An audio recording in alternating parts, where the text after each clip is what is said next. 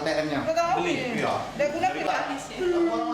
Komplotan pembobol ATM di Sumsel terhenti usai polisi dari Subdit 3 Jatanras Polda Sumsel meringkus 3 tersangkanya, masing-masing Imron, Arwansyah, dan Maryadi.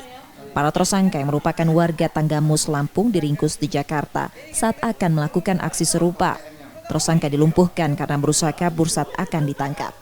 Salah satu tersangka mengaku membobol ATM dilakukan 26 kali di Palembang serta wilayah lain di Sumsel, seperti Lahat, Prabu Muli, Sekayu, dan Batu Raja. Para tersangka merakit alat khusus untuk merusak mesin ATM. Oh, berarti semuanya masuk ke dalam box mesin ATM tiga-tiganya. Itu penjepitnya pakai apa bang juga nih? Pakai ada alatnya. Oke. Terus informasi satu merek ATM aja yang bisa kita ambil. Iya.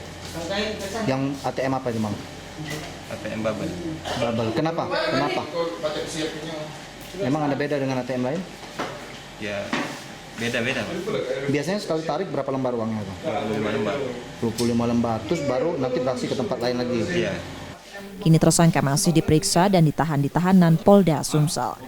Reski Oktora, Muklas Diferensial, Kompas TV, Palembang, Sumatera Selatan.